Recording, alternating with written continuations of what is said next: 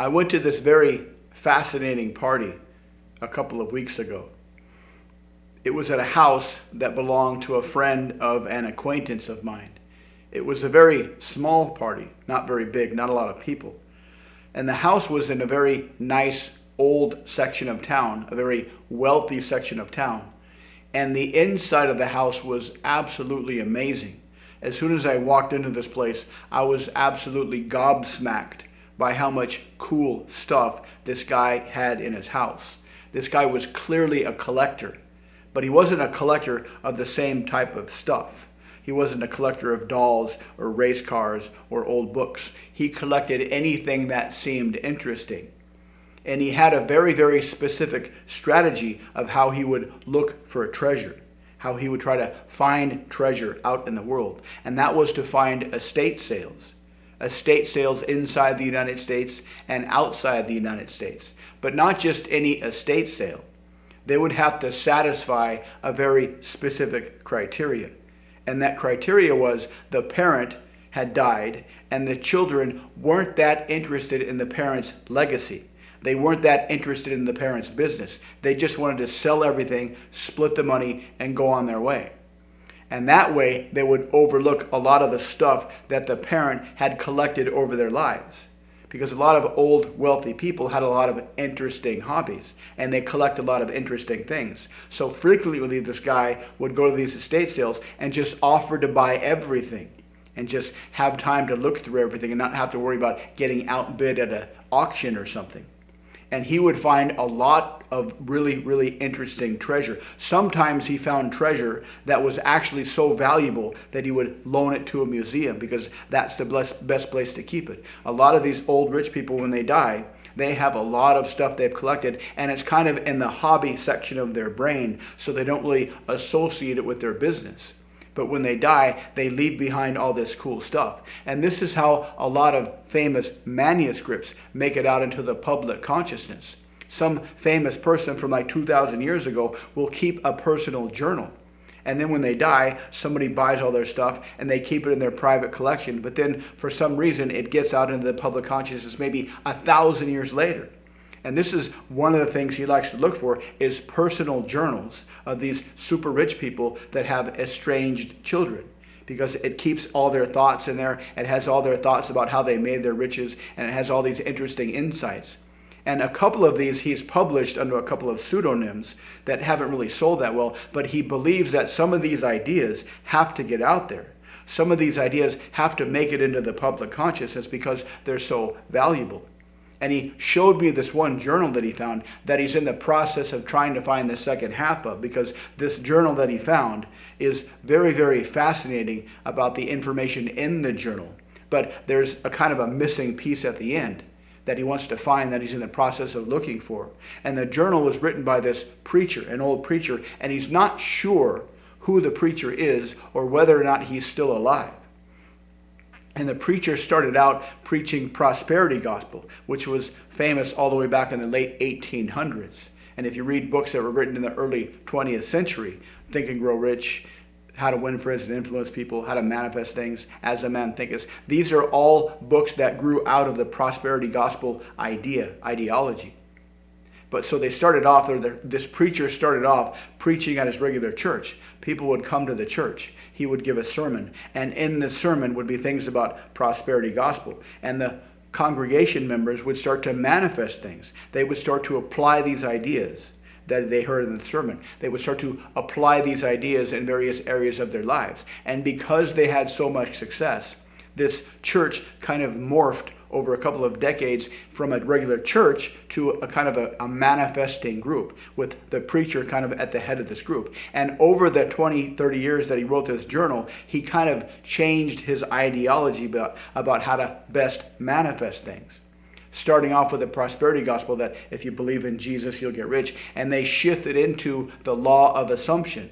And it wasn't clear if this preacher was a student or a contemporary of Neville Goddard who came up with the law of assumption, but they started to apply the law of assumption. And the congregation started to get even more successful. Then they combined a lot of very strange ideas with the law of assumption, like the quantum multiverse theory. the quantum multiverse theory, and the consciousness field theory. The quantum multiverse theory says that every time there's a subatomic event, which is based on probability down at the quantum level, down at the subatomic level, it's a probability distribution. And every time that probability distribution happens, the universe actually splits into a whole bunch of different universes, a bunch of fractionated universes. So according to the quantum multiverse theory, it is literally true that whatever you can imagine, there is a universe where that exists. And so the law of assumption, allegedly, according to this preacher, is based on this idea that if you think of something that you want, that if you imagine something that you want, that if you imagine something you'd like to manifest, no matter what it is, a certain amount of wealth, a certain relationship, a certain body type, a certain lifestyle, there is a universe where that already exists. And if you put your mind on that universe and you assume that you are in that universe, by way of the consciousness field theory, your consciousness will kind of transfer into that universe. So it's not that you're bringing stuff into this universe when you manifest things. It's that you're shifting your consciousness into that other universe. Because according to consciousness field theory, there is this consciousness field that permeates the entire universe. And our brains don't create consciousness, we perceive consciousness. But because we perceive consciousness based on the neurological structure of our brains, we all perceive a slightly different version of this universal consciousness, which gives us the illusion of separation, which is validated by the ancient ideas from Buddhism, that we're all part of the same spiritual structure, but we have this illusion of separateness.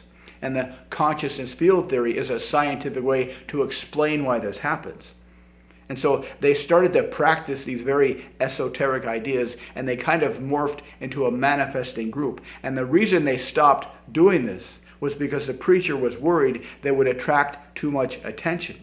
Because at the time, they were still registered as a church. They were still tax exempt. And all these people in the congregation that were manifesting all these riches were tithing 10% to the church. And the church was becoming incredibly wealthy. But they weren't really technically a church anymore. They were just getting together in this group, manifesting stuff, making money, and getting richer and richer and richer. And the church wasn't paying any taxes. So they were worried, or the preacher was worried, that they might attract undue attention from the government. So they kind of went underground. And this is kind of where the manuscript ends. He alluded in the manuscript of coming up with some kind of synthesized, teachable method of combining all these esoteric techniques, the law of assumption, the quantum multiverse theory, the consciousness field theory, into a very, very teachable, very, very repeatable manifesting process. And that's the manuscript that this guy is now looking for. He's hired all kinds of private investigators to find out who the guy is, what the relationship between the guy that had the estate sale and this preacher, because it's not clear if the guy that had the estate sale actually knows the preacher or if he just collected this from somebody else who knew the preacher. Nobody really knows. Because the preacher who wrote this manuscript was very, very secretive. He didn't really write his name down or where specifically this church was. So the guy is looking for this second half of the manuscript. But that's what he does. He looks for treasure because finding treasure is so exciting, particularly when you use a strategy to look for treasure out in the world that's not a mainstream strategy. Everybody can just walk through life expecting treasure to pop up in their face, making it easy for them to find treasure. But this guy said that if you really want to find treasure, you have to be very, very creative in how you look for treasure. You have to be very, very creative in how you think about finding treasure, where you look for treasure, how you look for treasure, under what context you look for treasure. But treasure is out there, he said. He told me that that was the driving force of his own life, just to have this belief that there is just massive treasure out there just waiting to be found. And if you come up with a strategy, your own personal calibrated strategy to look for treasure, you will find treasure. And that will make your life magnificent. If you'd like to learn more, check out the links below. Please like, subscribe, and comment. Thanks for watching, and I'll see you next time.